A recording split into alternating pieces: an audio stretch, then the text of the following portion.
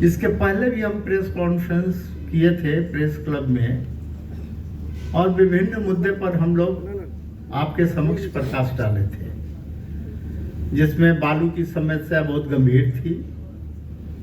आज भी पेपर में देखें कि बालू का बंदोबस्त किया जाएगा, लेकिन ऐसा जगह जो हमें सच्चाई मालूम हुआ है कि अभी जमीनी स्तर पर ऐसा बहुत काम बाकी है, नहीं ऐसा हो रहा है।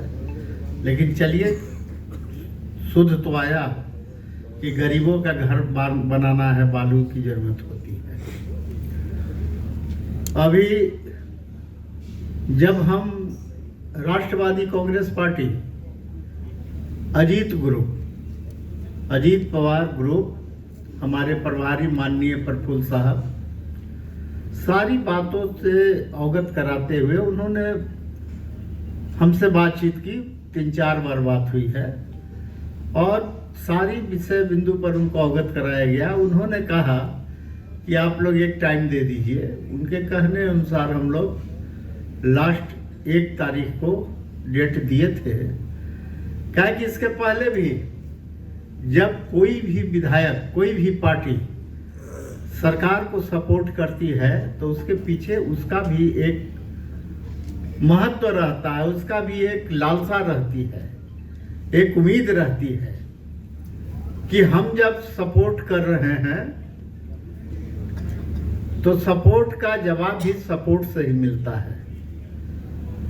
हमको विकास चाहिए था और हमने आज नहीं, करीब 3 साल से ऊपर हो गया बोले हुए।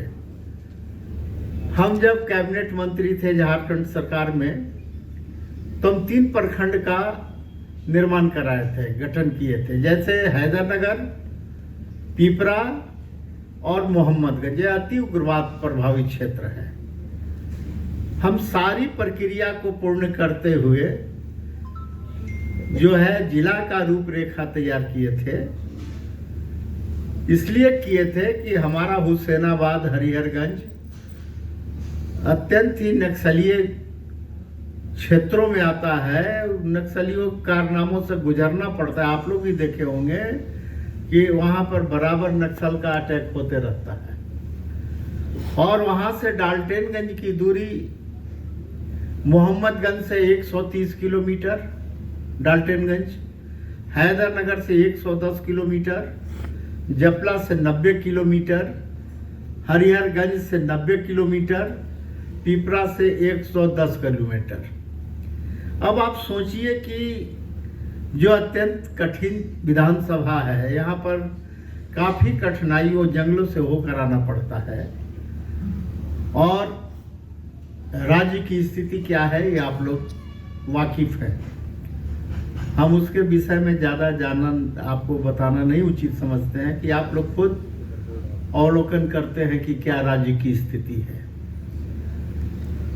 दुर्भाग्यवश सरकार गिर गई।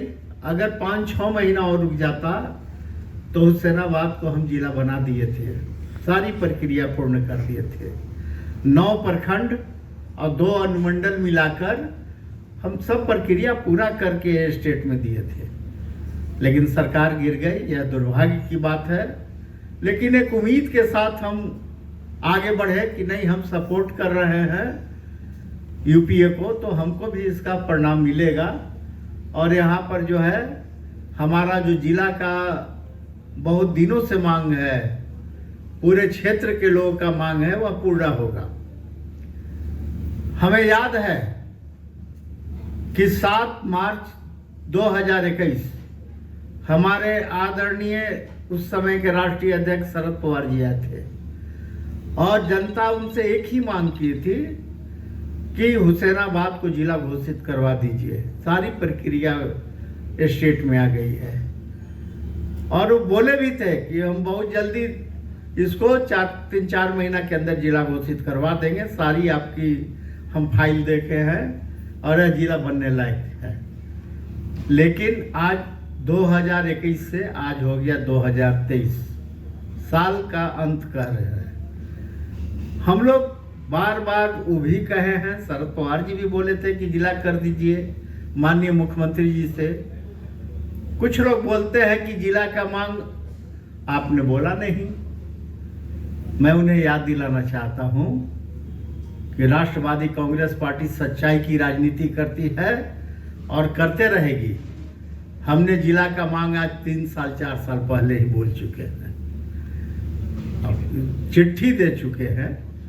हेमंत बाबू को, सीएम साहब को चिट्ठी भी गई है, पवार साहब फोन से भी बोले हैं, लेकिन अभी तक अब कोई उम्मीद नहीं। हम 1 तारीख लास्ट डेट 31 तक दिए थे, और जब हमारा पूरा नहीं हुआ और जिला से भी जितने लोग हमारे अध्यक्ष आए हैं, सभी का काम रहता है जिला में विकास के लिए जाते हैं, तो उन लोगों को कोई तरजीह नहीं दिया जाता है, निराशा हाथ लगती है। वो लोग भी बहुत उम्मीद से हैं कि हम सपोर्टिंग कर रहे हैं, हमारा पार्टी सपोर्ट कर रहा है, हमारा बात सुना जाएगा। कोई वह अपना मतलब से नहीं बोलते थे, जिला के विकास के लिए बोलते थे। लाचार होकर हम लोग डिसीजन किए, पार्टी में डिसीजन किए कि नहीं, हमारी मांग को इन्होंने गंभीरता से ध्यान नहीं दिया और इस पर कोई भी पहल नहीं किए। इसलिए लाचार होकर 1 तारीख को हम पहले भी बोल चुके थे कि हम पार्टी से यूपीए से सपोर्ट वापस ले लेंगे। और आज आपको बताते हुए हम जानकारी देते हैं और दुख भी हो रहा है कि इतने दिनों से हमने सपोर्ट एक उम्मीद से किए थे कि हमारा जिला का मांग, हमारे और जिला के अध्यक्ष का जो विकास की जो मांग है क्षेत्र जिला में, उसको पूरा किया जाएगा, लेकिन किसी मुद्दे पर ध्यान नहीं दिए। और लाचार होकर आज हम अपना सपोर्ट जो है यूपीए से वापस ले रहे हैं, और चिट्ठी जो है परम आदरणीय महामहिम राज्यपाल महोदय को जा रहा है कि राष्ट्रवादी कांग्रेस पार्टी हेमंत सरकार से अपना सपोर्ट वापस ले रही है। बालूघाट का भी बोले थे, ये हम सदन में 7 बार उठाए हैं। और भी मुद्दा बहुत गंभीर उठाए थे। हमारे क्षेत्र में जाइए, देखिए मोटेशन के नाम पर लूट हो रहा है, डेली भाई भाई वहां पर लड़ रहे हैं। हमारा 5 प्रखंड हरिहरगंज, पिपरा, हुसैनाबाद, हैदरनगर, मोहम्मदगंज में आज तक मोटेशन का काम नहीं हुआ, और इसके चलते वहां आपस में सब परिवार लड़ते हैं। विधानसभा में आपको याद होगा, अगर विधानसभा का न्यूज कोई भी हमारे भाई बंधु नोट करते होंगे, तो हमने जबरदस्त रूप से इसका मांग उठाए थे। सरकार तरफ से बराबर आश्वासन मिला कि स्टाफ की कमी है, 1-2 महीने के अंदर उसको हम सब कंप्लीट करा देंगे। आज तक नहीं हुआ। बालू में गरीबों को ऊपर एफआईआर किया गया। बहुत ऐसा मुद्दा है, अब हम क्या भी कर सकते हैं, लेकिन जो आप मांग की बात कर रहे हैं, बहुत पहले से मेरा मांग है, कोई आज से नहीं मांग। जो नेता कह रहे हैं वह सरासर गलत बोल रहे हैं। हमसे सपोर्ट मांगने के लिए गाड़ी से गए थे नेता यहाँ से यूपीए के, और आग्रह किए कि अपना लिखित रूप से सपोर्ट हमको दीजिए। हमारे पास रांची में भी आया था खबर कि सपोर्ट का चिट्ठी दे दीजिए। ऐसा बात नहीं है, इसलिए हम गलत इल्जाम लगाने वाले को यही कहेंगे कि सच्चाई की राजनीति किया करें। जिन्होंने ये बात बोला है उनको खुद नॉलेज नहीं है कि मुख्यमंत्री जी और विधायक जी से क्या बात हुई है आपस में। जिस दिन मुख्यमंत्री जी इस चीज को बोलेंगे कि सपोर्ट नहीं मांगा गया था, तब हम उनको डिटेल में अच्छे से जवाब दे देंगे बाय प्रूफ की क्या मांगा गया था।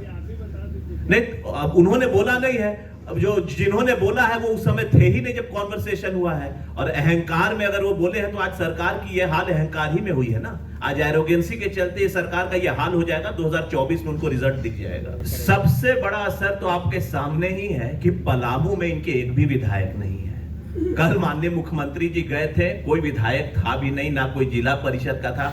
जो मेन थे कल पलामू से नाराज, मतलब उस मीटिंग में नहीं थे। और ये बताइए कि उस पलामू में 5 विधानसभा सीट है, जिसमें 4 बीजेपी था, हम अकेले एक यूपीए के विधायक थे। और अगर हम भी इनसे समर्थन वापस ले रहे हैं तो पलामू में तो ये 0 हो गए। और एनसीपी का हर जगह अपना वोट बैंक है, और इसका इनको परिणाम, जो इनका अहंकार हो गया है, इसका परिणाम इनको 2024 में दिखेगा। पलामू में तो आधे 0 हो गए। कम से कम हम थे ना, आज तो हम भी नहीं रहे, यही दिखा रहा है लोकप्रियता सरकार की बढ़नी चाहिए, इनकी लोकप्रियता घट रही है। अच्छा, आपसे एक चीज पूछते हैं, एक एग्जाम्पल देते हैं। कोई आदमी कहीं पर कार्यरत है और वहां के सिस्टम को जब वो पसंद नहीं आता और दूसरे सिस्टम में जाता है, तो जब तक वो कार्यरत था उसका सैलरी नहीं मिलता है क्या? मिलता है ना, अगर जॉब चेंज भी होता है तो। हमने अपना पगार मांगा है, हमने मांगा है कि आपको हमने 4 साल समर्थन दिया और आपसे हमने जिला मांगा था, तो आप हमें वो जनता का चीज है, 100 किलोमीटर जनता को जाना पड़ रहा है, ये सरकार को दिख नहीं रहा है क्या? इनसे हमने मंत्रालय मांगा, इनसे हमने बोर्ड मांगा, इनसे हमने कोई चाटुर ये की, उनकी ये चापलूसी की। यही दिक्कत है, जो इस सरकार में चापलूसी करता है उसका सुना जाता है, और जो नहीं करता है उसका यही हाल है। नहीं, ये ईडी बनाया किसके द्वारा गया था? ईडी बनाया, हम लोग के ऊपर हिंदुस्तान का पहला ईडी का केस हुआ था। हमारा खौफ है क्या? आप बताइए ना, ईडी बनाया किसने था? कांग्रेस ने ना। हम लोग कॉपरेट जब कर रहे हैं आज से 15 साल 16 साल केस में, ये 5 महीना में लोगों को हड़बड़ी क्यों हो जा रहा है? आपके लिए लॉ है, आपके लिए अदालत है, जब हम कंप्लेन कर ही नहीं रहे। ईडी क्या बीजेपी के समय बनाया गया है? आप देखिए, और आपको एक और चीज बोल रहा हूं मैं, ये प्रेस कॉन्फ्रेंस, कांग्रेस के समय तो ऐसे ऐसे लोगों पे ईडी लगा था जिसका विभाग में कोई घोटाला ही नहीं था। ये इतिहास है।